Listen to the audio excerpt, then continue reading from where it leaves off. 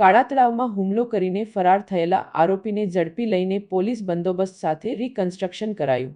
ભાવનગર જિલ્લાના વલ્લભીપુર તાલુકાના કાળા તળાવ ગામે સામાજિક આગેવાન અને વૃદ્ધ ખેડૂત પર હુમલો કરવાના ચકચારી કેસમાં 57 દિવસથી ફરાર આરોપી નાથાભાઈ રબારી આખરે પોલીસના સકંજામાં આવ્યો છે।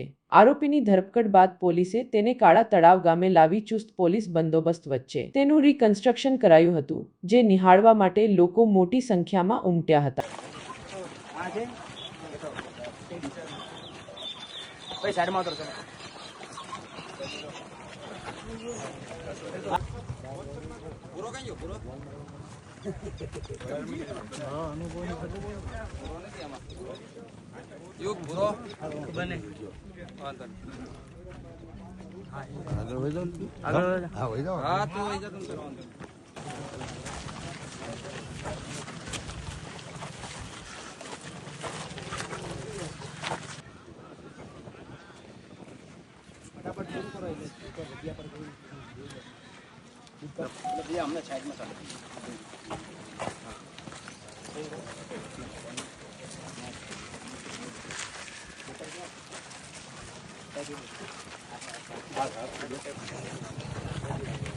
ए बुरा चल भाई इधर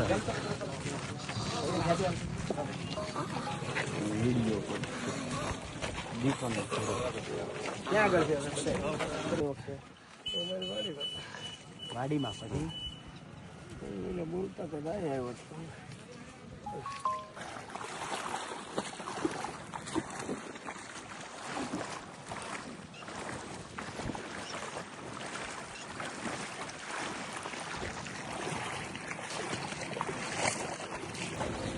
बंद करो इसका डिजाइन काम